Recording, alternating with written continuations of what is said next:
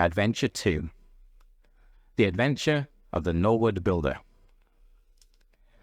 From the point of view of the criminal expert, said Mr. Sherlock Holmes, London has become a singularly uninteresting city since the death of the late lamented Professor Moriarty.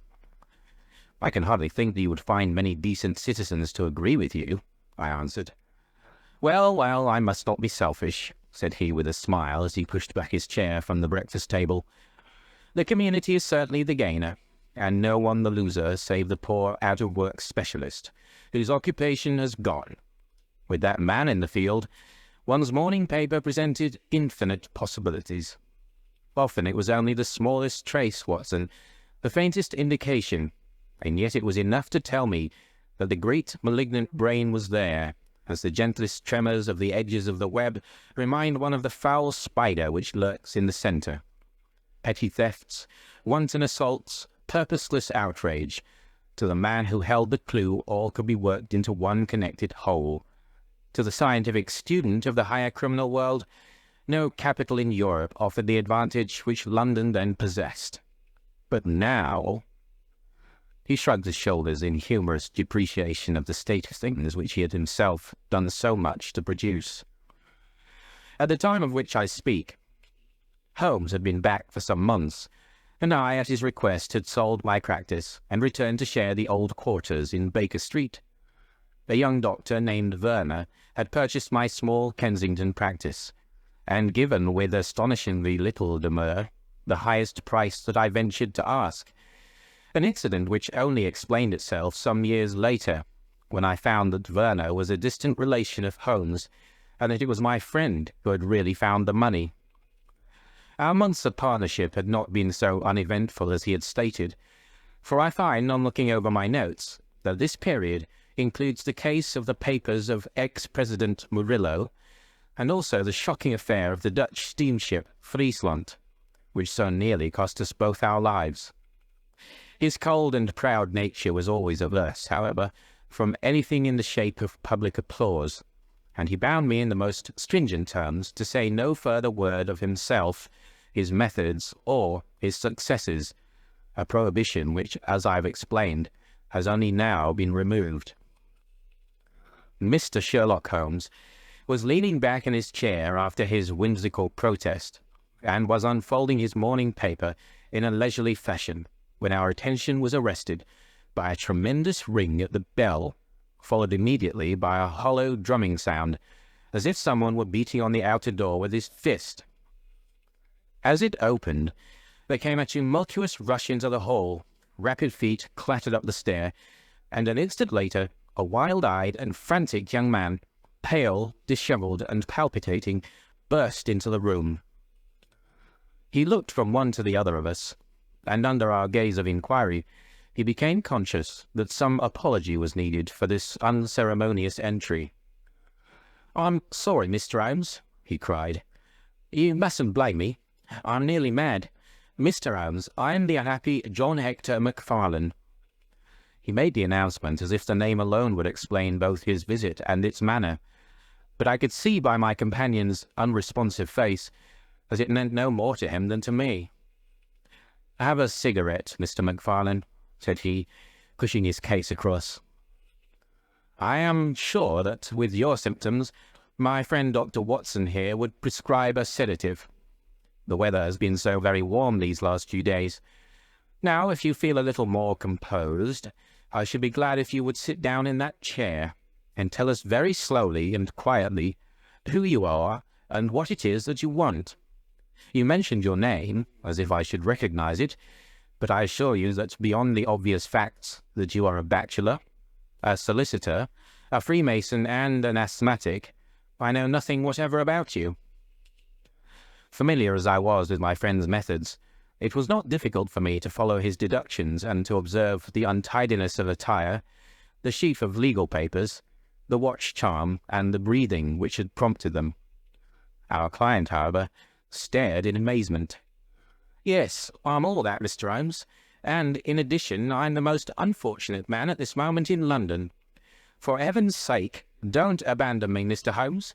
If they come to arrest me before I have finished my story, Make them give me time, so that I may tell you the whole truth. I could go to jail happy, if I knew that you were working for me outside." "Arrest you?" said Holmes. "This is really most gratis, most interesting. On what charge do you expect to be arrested?" "Upon the charge of murdering Mr. James Oldacre of Lower Norwood." My companion's expressive face showed a sympathy which was not, I am afraid, entirely unmixed with satisfaction. "Dear me," said he, "it was only this moment at breakfast that I was saying to my friend Dr. Watson that sensational cases had disappeared out of our papers." Our visitor stretched forward a quivering hand and picked up the Daily Telegraph, which still lay upon Holmes's knee. "If you had looked at it, sir, you would have seen at a glance what the errand is on which I have come to you this morning. I feel as if my name and my misfortune must be in every man's mouth." He turned it over to expose the central page. "Here it is, and with your permission I will read it to you. Listen to this, Mr. Holmes. The headlines are 'Mysterious Affair at Lower Norwood.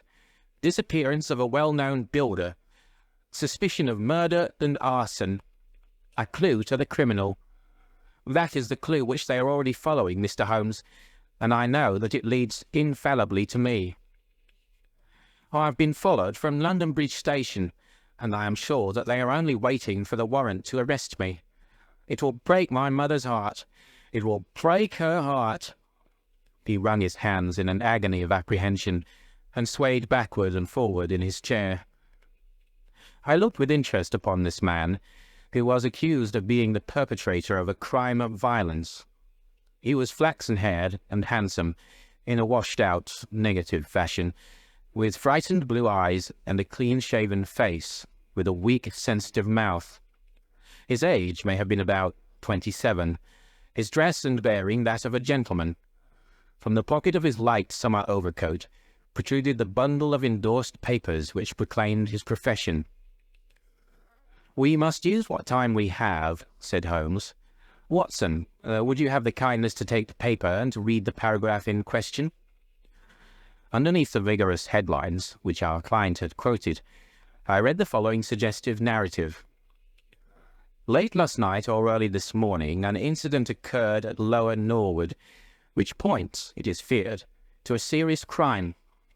Mr. Jonas Oldacre is a well-known resident of that suburb, where he has carried on his business as a builder for many years. Mr. Oldacre is a bachelor, 52 years of age, and lives in Deep Dean House at the Sydenham end of the road of that name. He has had the reputation of being a man of eccentric habits, secretive and retiring. For some years he has practically withdrawn from the business in which he is said to have amassed considerable wealth. A small timber yard still exists, however, at the back of the house, and last night, about 12 o'clock, an alarm was given that one of the stacks was on fire. The engines were soon upon the spot, but the dry wood burned with great fury, and it was impossible to arrest the conflagration until the stack had been entirely consumed. Up to this point the incident bore the appearance of an ordinary accident, but fresh indications seemed to point to serious crime. Surprise was expressed at the absence of the master of the establishment from the scene of the fire, and an inquiry followed which showed that he had disappeared from the house. An examination of his room revealed that the bed had not been slept in, that a safe which stood in it was open, that a number of important papers were scattered about the room, and finally that there were signs of a murderous struggle, slight traces of blood being found within the room, and an oaken walking stick, which also showed stains of blood upon the handle. It is known that Mr. Jonas Oldacre had received a late visitor in his bedroom upon that night, and the stick found has been identified as the property of this person, who is a young London solicitor named John Hector Macfarlane, junior partner of Graham and Macfarlane of 426 Gresham Buildings, E.C. The police believe that they have evidence in their possession which supplies a very convincing motive for the crime, and altogether it cannot be doubted that sensational developments will follow. Later. It is rumoured as we go to press that Mr. John Hector Macfarlane has actually been arrested on the charge of the murder of Mr. Jonas Oldacre. It is at least certain that a warrant has been issued. There have been further and sinister developments in the investigation at Norwood. Besides the signs of a struggle in the room of the unfortunate builder, it is now known that the French windows of his bedroom, which is on the ground floor, were found to be open, that there were marks as if some bulky object had been dragged across to the woodpile, and finally it is asserted that charred remains have been found among the charcoal ashes of the fire. The police theory is that a most sensational crime has been committed. The victim was clubbed to death in his own bedroom, his papers rifled, and his dead body dragged across to the woodstack, which was then ignited so as to hide all traces of the crime. The conduct of the criminal investigation has been left in the experienced hands of Inspector Lestrade of Scotland Yard, who is following up the clues with his accustomed energy and sagacity. Sherlock Holmes listened with closed eyes and fingertips together to this remarkable account. "The case has certainly some points of interest," said he in his languid fashion. "May I ask, in the first place, Mr. Macfarlane, how it is that you are still at liberty, since there appears to be enough evidence to justify your arrest?" "I live at Torrington Lodge, Blackheath, with my parents, Mr. Holmes, but last night, having to do business very late with Mr. Jonas Oldacre, I stayed at an hotel in Norwood, and came to my business from there.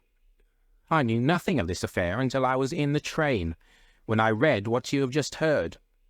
I at once saw the horrible danger of my position, and I hurried to put the case into your hands. I have no doubt that I should have been arrested, either at my city office or at my home. A man followed me from London Bridge Station, and I have no doubt— Great heaven, what is that?" It was a clang of the bell, followed instantly by heavy steps upon the stair. A moment later, our old friend Lestrade appeared in the doorway. Over his shoulder, I caught a glimpse of one or two uniformed policemen outside. "Mr. John Hector Macfarlane," said Lestrade. Our unfortunate client rose with a ghastly face. "I arrest you for the wilful murder of Mr. Jonas Oldacre of Lower Norwood." Macfarlane turned to us with a gesture of despair, and sank into his chair once more like one who is crushed. "One moment, Lestrade," said Holmes. "Half an hour more or less can make no difference to you," and the gentleman was about to give us an account of this very interesting affair, which might aid us in clearing it up. "I think there will be no difficulty in clearing it up," said Lestrade grimly. "None the less, with your permission, I should be much interested to hear his account." "Well, Mr. Holmes, it is difficult for me to refuse you anything, for you have been of use to the force once or twice in the past, and we owe you a good turn at Scotland Yard," said Lestrade. "At the same time, I must remain with my prisoner, and I am bound to warn him that anything he may say will appear in evidence against him." "I wish nothing better," said our client. "All I ask is that you should hear and recognize the absolute truth." Lestrade looked at his watch. "I'll give you half an hour," said he. "I must explain first," said Macfarlane, "that I knew nothing of Mr. Jonas Oldacre. His name was familiar to me. For many years ago, my parents were acquainted with him, but they drifted apart. I was very much surprised, therefore, when yesterday, about 3 o'clock in the afternoon, he walked into my office in the city. But I was still more astonished when he told me the object of his visit. He had in his hand several sheets of a notebook covered with scribbled writing. Here they are, and he laid them on my table. "Here is my will," said he. "I want you, Mr. Macfarlane, to cast it into proper legal shape. I will sit here while you do so." I set myself to copy it, and you can imagine my astonishment when I found that, with some reservations, he had left all his property to me. He was a strange little ferret-like man with white eyelashes, and when I looked up at him, I found his keen grey eyes fixed upon me with an amused expression. I could hardly believe my own as I read the terms of the will. But he explained that he was a bachelor with hardly any living relation, that he had known my parents in his youth, and that he had always heard of me as a very deserving young man, and was assured that his money would be in worthy hands. Of course, I could only stammer out my thanks. The will was duly finished, signed and witnessed by my clerk. This is it on the blue paper, and these slips, as I've explained, are the rough draft.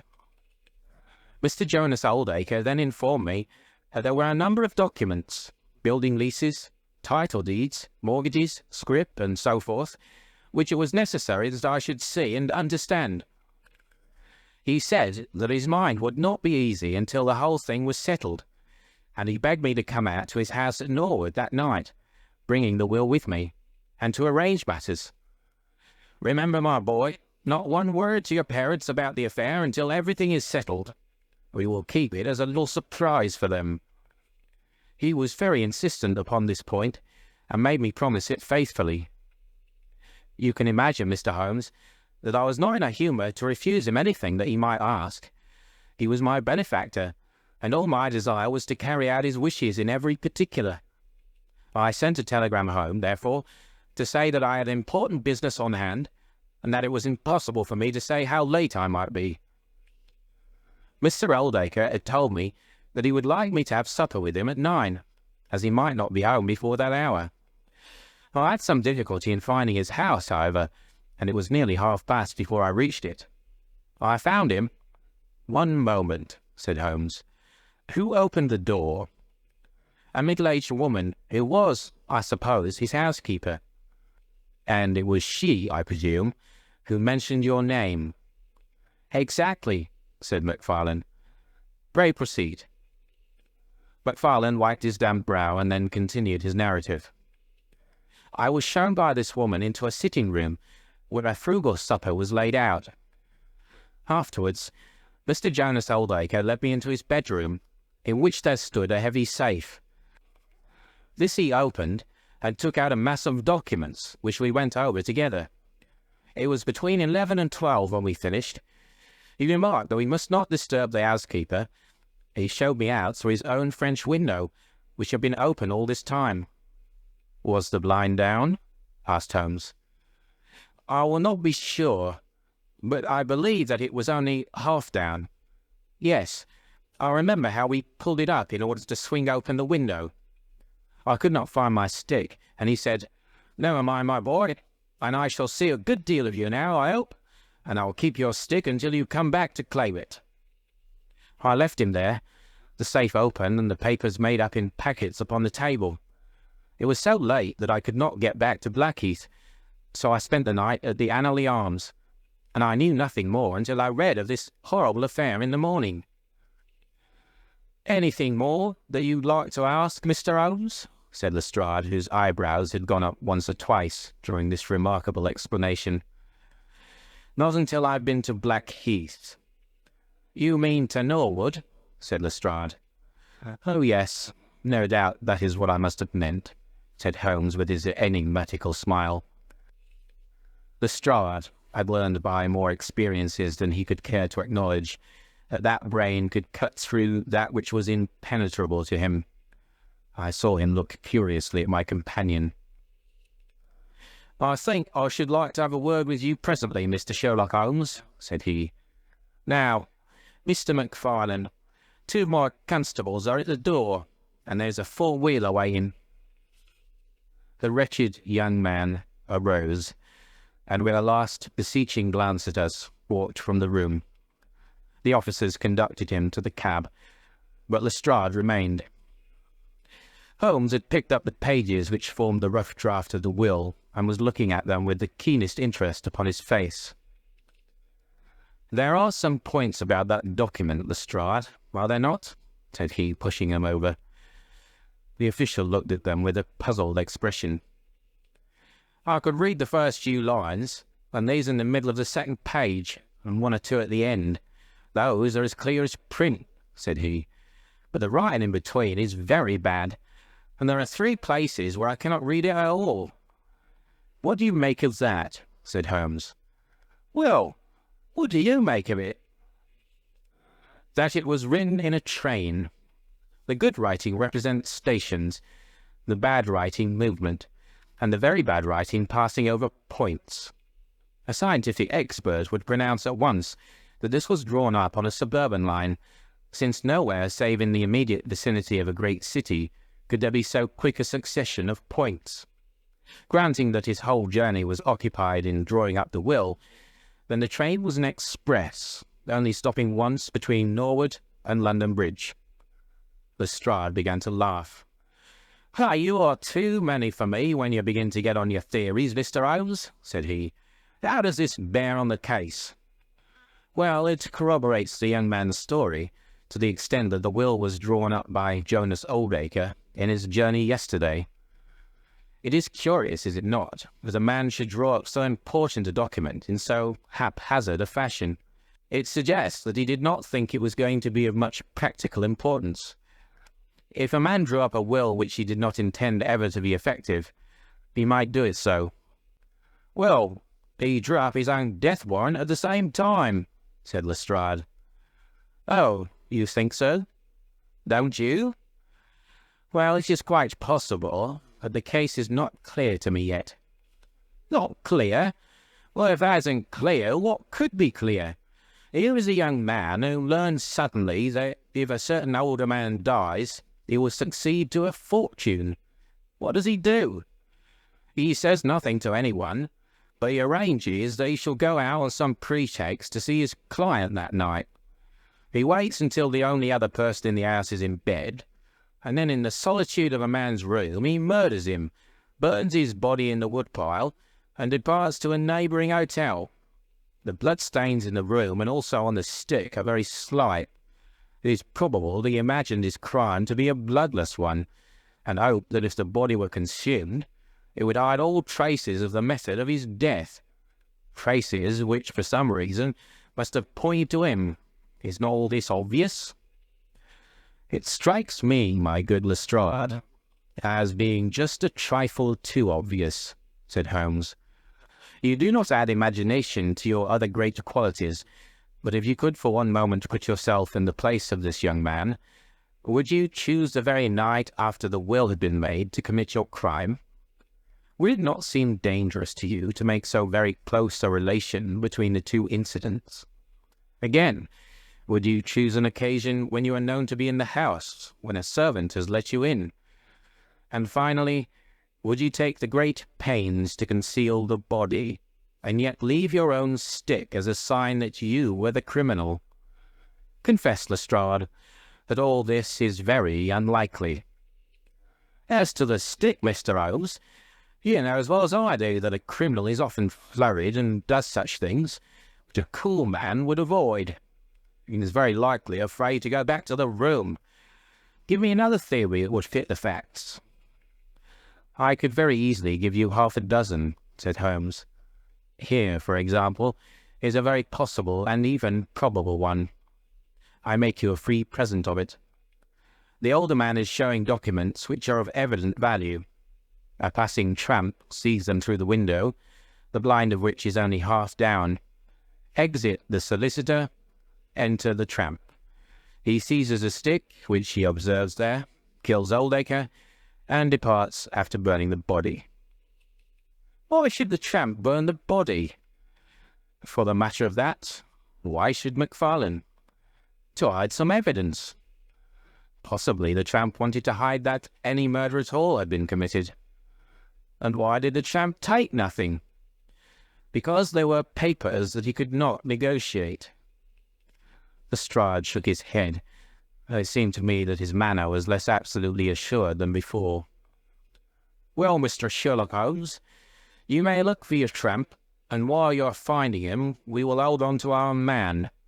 The future will show which is right. Just notice this point, Mr. Holmes. So far as we know, none of the papers were removed, and that the prisoner is the one man in the world who had no reason for removing them, since he was heir at law, and would come into them in any case." My friend seemed struck by this remark. "I don't mean to deny that the evidence is in some ways very strongly in favour of your theory," said he. I only wish to point out that there are other theories possible. As you say, the future will decide. Good morning. I dare say that in the course of the day I shall drop in at Norwood and see how you're getting on." When the detective departed, my friend rose and made his preparations for the day's work with the alert air of a man who has a congenial task before him. "My first movement, Watson," said he as he bustled into his frock coat, "must, as I said, be in the direction of Blackheath." "And why not Norwood?" "Because we have in this case one singular incident coming close to the heels of another singular incident. The police are making the mistake of concentrating their attention upon the second, because it happens to be the one which is actually criminal. But it is evident to me that the logical way to approach the case is to begin by trying to throw some light upon the first incident. The curious will, so suddenly made, and to so unexpected an air. It may do something to simplify what followed.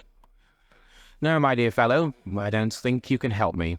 There is no prospect of danger, or I should not dream of stirring out without you. I trust that when I see you in the evening, I will be able to report that I have been able to do something for this unfortunate youngster who has thrown himself upon my protection."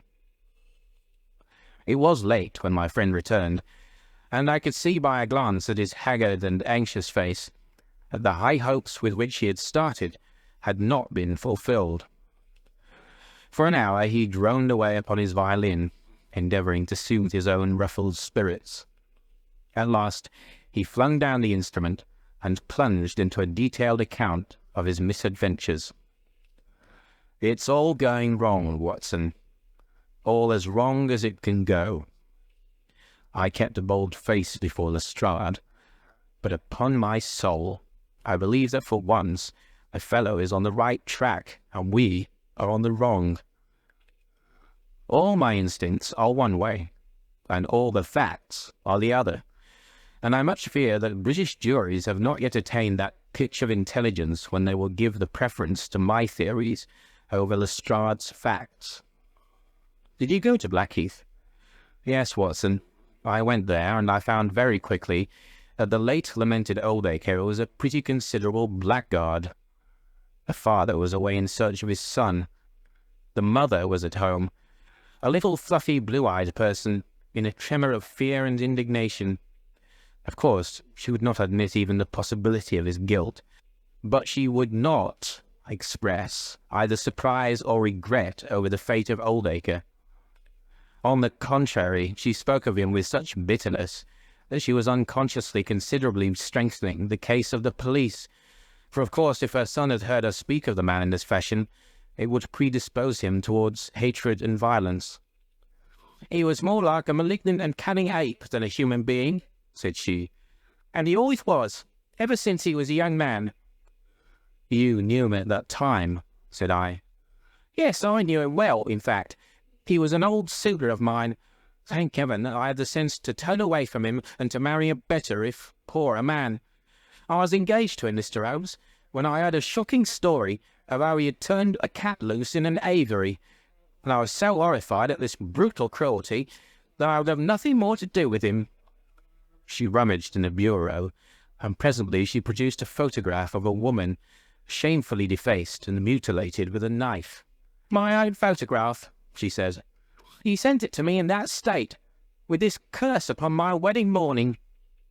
"Well," said I, "at least he has forgiven you now, since he has left all his property to your son." "Neither my son nor I want anything from Jonas Oldacre, dead or alive," she cried with a proper spirit. "There is a God in heaven, Mr. Holmes, and that same God who has punished that wicked man will show in his own good time that my son's hands are guiltless of his blood." Well, I tried one or two leads, but could get at nothing which would help our hypothesis, and several points which would make against it. I gave it up at last, and off I went to Norwood. This place, Deep Dean House, is a big modern villa of staring brick, standing back in its own grounds with a laurel-clumped lawn in front of it. To the right, and some distance back from the road, was the timber yard which had been the scene of the fire. Here's a rough plan on a leaf of my notebook. This window on the left is the one which opens into Oldacre's room. You can look into it from the road, you see. That is about the only bit of consolation I've had today. Lestrade was not there, but his head constable did the honours. They had just found a great treasure trove. They had spent the morning raking among the ashes of the burned woodpile, and besides the charred organic remains, they had secured several discoloured metal discs. I examined them with care, and there was no doubt that they were trouser buttons. I even distinguished that one of them was marked with the name of Hyams, who was Oldacre's tailor. I then worked the lawn very carefully for signs and traces, but this drought has made everything as hard as iron. Nothing was to be seen, save that some body or bundle had been dragged through a low privet hedge, which is in a line with the woodpile. All that, of course, fits in with the official theory. I crawled about the lawn with an August sun on my back, but I got up at the end of an hour, no wiser than before. Well, after this fiasco, I went into the bedroom and examined that also. The blood stains were very slight, mere smears and discolorations, but undoubtedly fresh. The stick had been removed, but there also the remarks were slight. There is no doubt about the stick belonging to our client. He admits it. Footmarks of both men could be made out on the carpet, but none of any third person, which again is a trick for the other side. They were piling up their score all the time, and we were at a standstill. Only one little gleam of hope did I get, and yet it amounted to nothing. I examined the contents of the safe, most of which had been taken out and left on the table. The papers had been made up into sealed envelopes, one or two of which had been opened by the police. They were not, so far as I could judge, of any great value, nor did the bank book show that Mr. Oldacre was in such very affluent circumstances. But it seemed to me that all the papers were not there. There were allusions to some deeds, possibly the more valuable, which I could not find. This, of course, if we could definitely prove it, would turn Lestrade's argument against himself, for who would steal a thing if he knew that he would shortly inherit it? Finally, having drawn every other cover and picked up no scent, I tried my luck with the housekeeper. Mrs. Lexington is her name, a little dark, silent person with suspicious and sidelong eyes. She could tell us something if she would, I'm convinced of it. But she was as close as wax. Yes, she had let Mr. MacFarlane in at 9:30. She wished her hand had withered before she had done so. She had gone to bed at 10:30. Her room was at the other end of the house, and she could hear nothing of what had passed. Mr. MacFarlane had left his hat, and to the best of her belief, his stick in the hall. She had been awakened by the alarm of fire. Her poor dear master had certainly been murdered. Had he any enemies? Well, every man had enemies, but Mr. Oldacre kept himself very much to himself, and only met people in the way of business. She had seen the buttons, and was sure that they belonged to the clothes which he had worn last night. The woodpile was very dry, for it had not rained for a month. It burned like tinder, and by the time she reached the spot, nothing could be seen but flames. She and all the firemen smelled the burned flesh from inside it. She knew nothing of the papers, nor of Mr. Oldacre's private affairs. So, my dear Watson, there's my report of a failure. And yet, he clenched his thin hands in a paroxysm of conviction. I know it's all wrong. I feel it in my bones. There is something that has not come out, and that housekeeper knows it. There was a sort of sulky defiance in her eyes, which only goes with guilty knowledge. However, there's no good talking any more about it, Watson. But unless some lucky chance comes our way, I fear that the Norwood disappearance case will not figure in that chronicle of our successes which I foresee that a patient public will sooner or later have to endure. Surely, said I, the man's appearance would go far with any jury. That is a dangerous argument, my dear Watson. You remember that terrible murderer, Bert Stevens, who wanted us to get him off in '87? Was there ever a more mild-mannered Sunday school young man? It is true. Unless we succeed in establishing an alternative theory, this man is lost. You can hardly find a flaw in the case which can now be presented against him, and all further investigation has served to strengthen it. By the way, there is one curious little point about those papers which may serve us as the starting point for an inquiry. On looking over the bank book, I found that the low state of the balance was principally due to large cheques which have been made out during the last year to Mr. Cornelius. I confess that I shall be interested to know who this Mr. Cornelius may be with whom a retired builder has such very large transactions. Is it possible that he has had a hand in the affair? Cornelius might be a broker, but we have found no scrip to correspond with these large payments.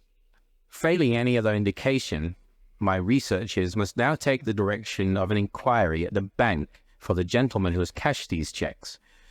But I fear, my dear fellow, that our case will end ingloriously by Lestrade hanging our client, which will certainly be a triumph for Scotland Yard.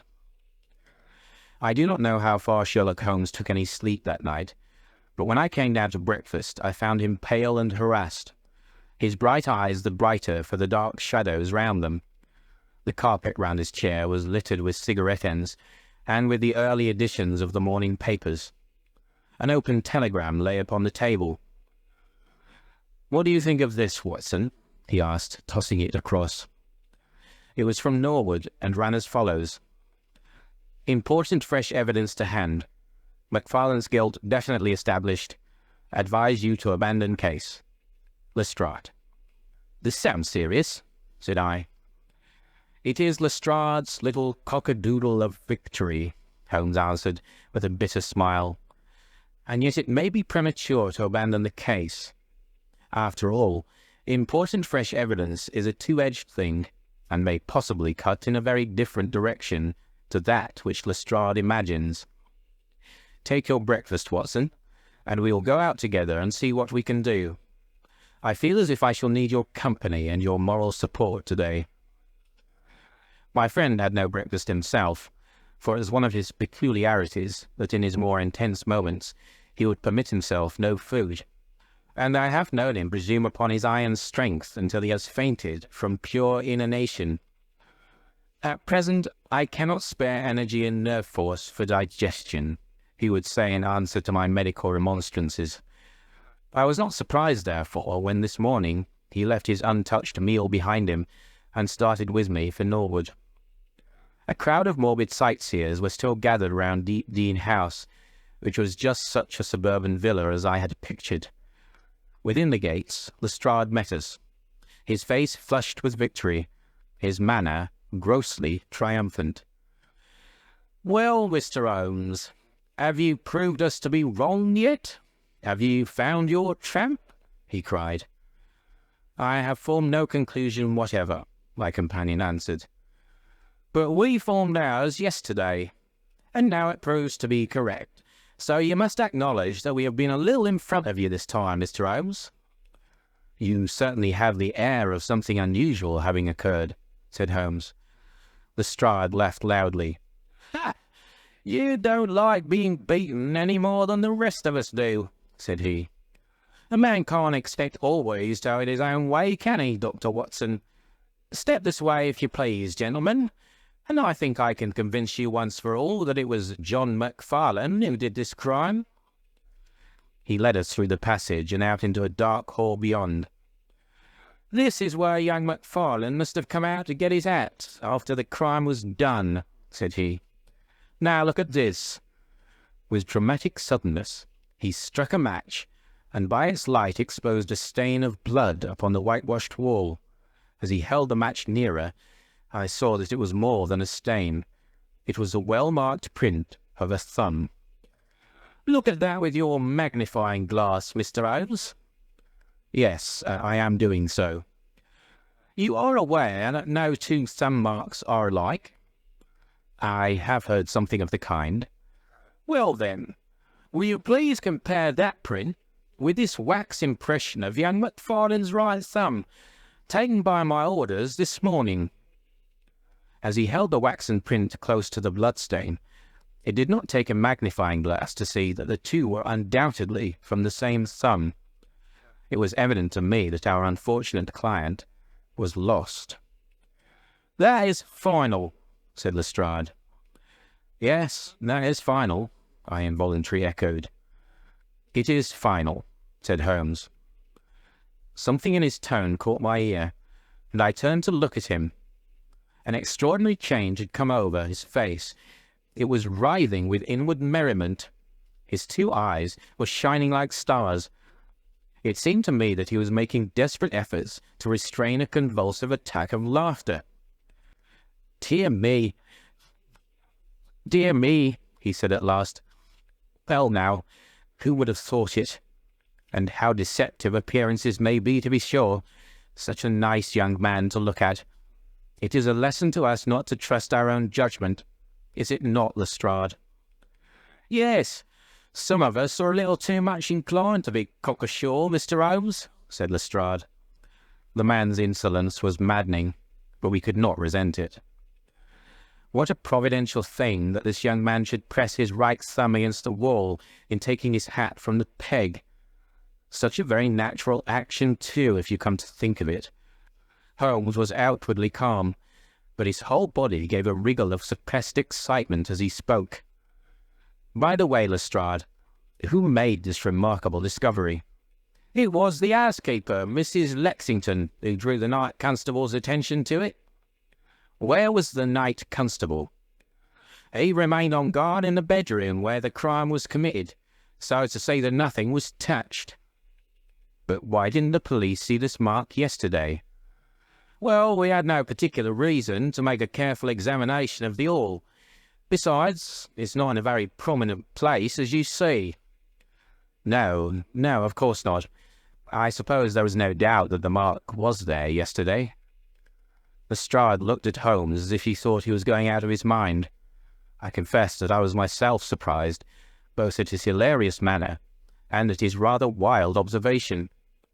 "I don't know whether you think that McFarlane came out of jail in the dead of the night in order to strengthen the evidence against himself," said Lestrade.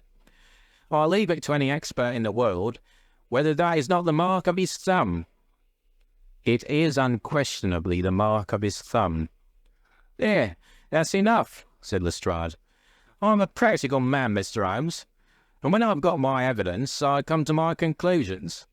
If you have anything to say, you'll find me writing my report in my sitting-room." Holmes had recovered his equanimity, though I still seemed to detect gleams of amusement in his expression. "Dear me, this is a very sad development, Watson, is it not?" said he. "And yet there are singular points about it which hold out some hopes for our client." "I'm delighted to hear it," said I heartily. "I was afraid it was all up with him." "I would hardly go so far as to say that, my dear Watson. The fact is that there is one really serious flaw in this evidence to which our friend attaches so much importance." "Indeed, Holmes, what is it?" "Only this, that I know that that mark was not there when I examined the hall yesterday. And now, Watson, let us have a little stroll round in the sunshine." With a confused brain, but with a heart into which some warmth of hope was returning, I accompanied my friend in a walk round the garden. Holmes took each face of the house in turn and examined it with great interest. He then led the way inside and went over the whole building from basement to attic. Most of the rooms were unfurnished, but nonetheless Holmes inspected them all minutely. Finally, on the top corridor which ran outside 3 untenanted bedrooms, he again was seized with a spasm of merriment. "There are really some very unique features about this case, Watson," said he. "I think it is time now that we took our friend Lestrade into our confidence. He has had his little smile at our expense, and perhaps we may do as much by him if my reading of this problem proves to be correct. Yes, I think I see how we should approach it." The Scotland Yard inspector was still writing in the parlour when Holmes interrupted him. "I understand that you were writing a report of this case," said he. "So I am. Don't you think it might be a little premature? I can't help thinking that your evidence is not complete." Lestrade knew my friend too well to disregard his words. He laid down his pen and looked curiously at him. "What do you mean, Mr. Holmes?" "Only that there is an important witness whom you have not seen." "Can you produce him?" "I think I can." "Then do so." "I will do my best. How many constables have you?" "There are 3 within call." "Excellent," said Holmes. "May I ask if they are all large, able-bodied men with powerful voices?" "I have no doubt they are, though I fail to see what their voices have to do with it." "Perhaps I can help you to see that, and 1 or 2 other things as well," said Holmes. "Kindly summon your men, and I will try." 5 minutes later, 3 policemen had assembled in the hall. "In the outhouse you'll find a considerable quantity of straw," said Holmes. "I will ask you to carry in 2 bundles of it. I think it will be of the greatest assistance in producing the witness whom I require." "Thank you very much. I believe you have some matches in your pocket, Watson. Now, Mr. Lestrade, I will ask you all to accompany me to the top landing. As I have said, there was a broad corridor there which ran outside 3 empty bedrooms. At one end of the corridor we were all marshalled by Sherlock Holmes, the constables grinning and Lestrade staring at my friend with amazement, expectation, and derision chasing each other across his features. Holmes stood before us with the air of a conjurer who is performing a trick. "Would you kindly send one of your constables for 2 buckets of water?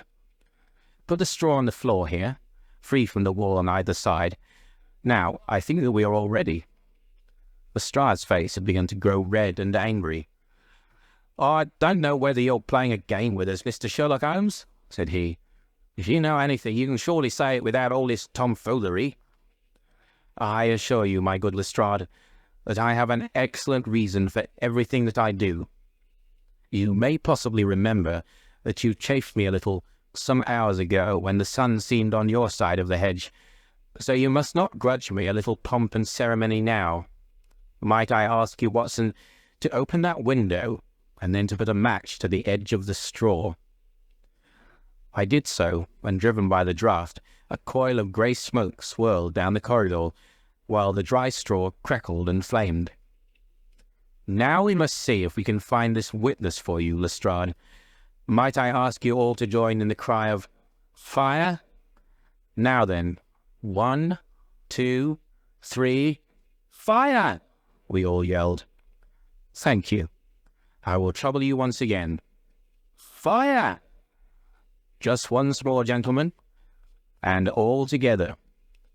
Fire!" The shout must have rung over Norwood. It had hardly died away when an amazing thing happened. A door suddenly flew open out of what appeared to be solid wall at the end of the corridor, and a little wizened man darted out of it like a rabbit out of its burrow. "Capital," said Holmes calmly. "Watson, a bucket of water over the straw? That'll do. Lestrade, allow me to present you with your principal missing witness, Mr. Jonas Oldacre." The detective stared at the newcomer with blank amazement. The latter was blinking in the bright light of the corridor and peering at us and at the smouldering fire. It was an odious face, crafty, vicious, malignant, with shifty light grey eyes and white lashes. "What's this then?" said Lestrade at last. "What have you been doing all this time, eh?" Oldacre gave an uneasy laugh, shrinking back from the furious red face of the angry detective. "I have done no harm." "No harm? You've done your best to get an innocent man hanged. If it wasn't for this gentleman here, I'm not sure that you would not have succeeded." The wretched creature began to whimper. "I'm sure, sir, it was only my practical joke." "Oh, a joke, was it? You won't find a laugh on your side, I promise you. Take him down, and keep him in the sitting room until I come." Mr. Holmes, he continued when they had gone, I could not speak before the constables, but I don't mind saying, in the presence of Dr. Watson, that this is the brightest thing that you have done yet, though it is a mystery to me how you did it. You have saved an innocent man's life, and you have prevented a very grave scandal, which would have ruined my reputation in the force. Holmes smiled and clapped Lestrade upon the shoulder. Instead of being ruined, my good sir, you will find that your reputation has been enormously enhanced. Just make a few alterations in that report which you are writing, and they will understand how hard it is to throw dust in the eyes of Inspector Lestrade. And you don't want your name to appear? Not at all.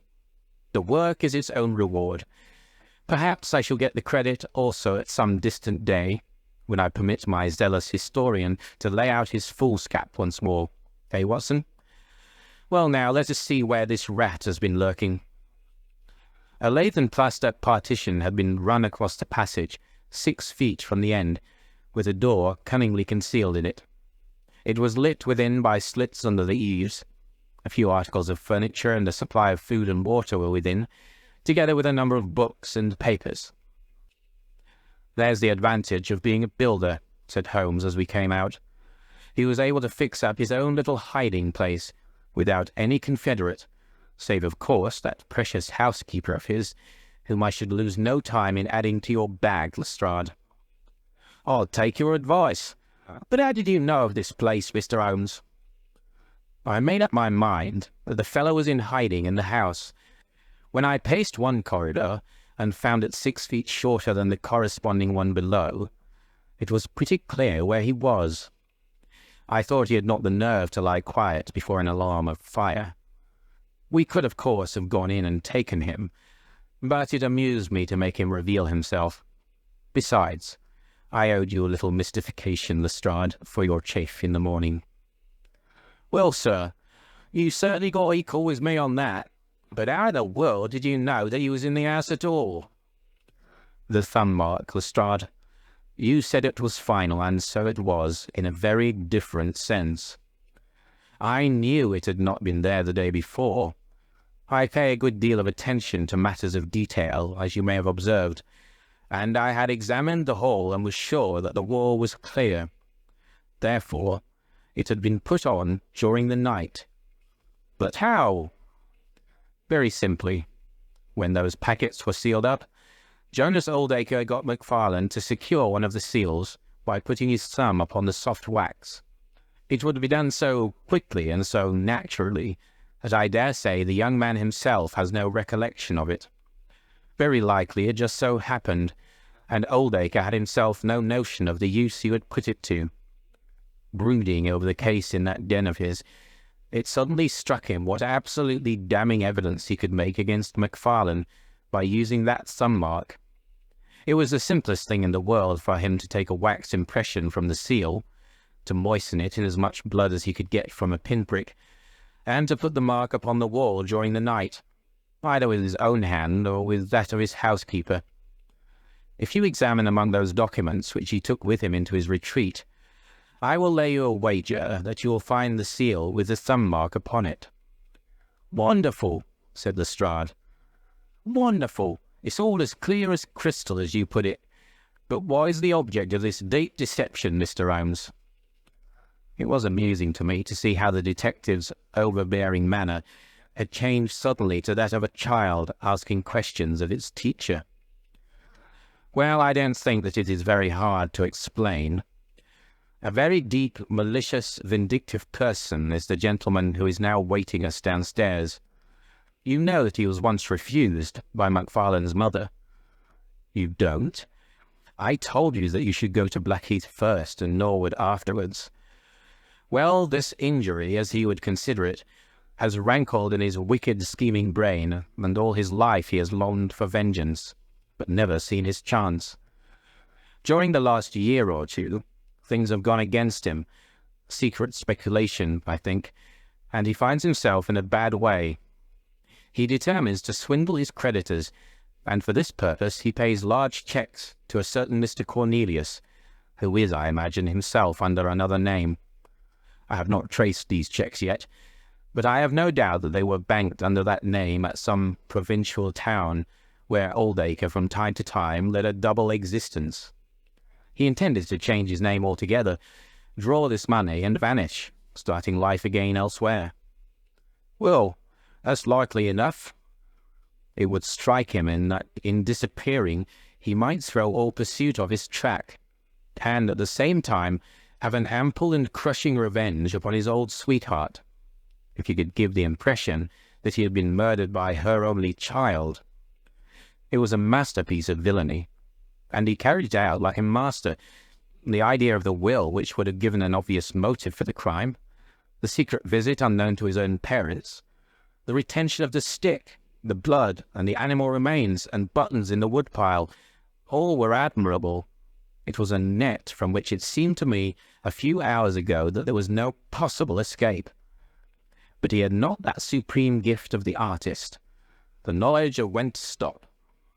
He wished to improve that which was already perfect, to draw the rope tighter yet round the neck of his unfortunate victim, and so he ruined all.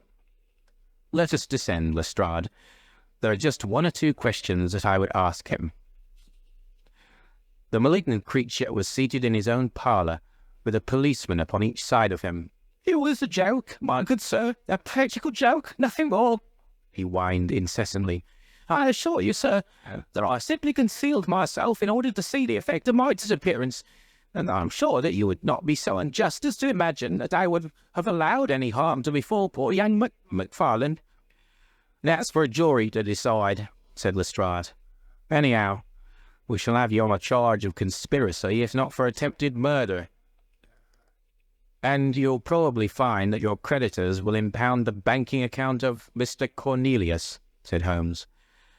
The little man started and turned his malignant eyes upon my friend. "I have to thank you for a good deal," said he. "Perhaps I'll pay my debt some day." Holmes smiled indulgently. "I fancy that, for some few years, you'll find your time very fully occupied," said he. "By the way, what was it you put into the woodpile besides your old trousers? A dead dog, or rabbits, or what? You won't tell? Dear me, how very unkind of you.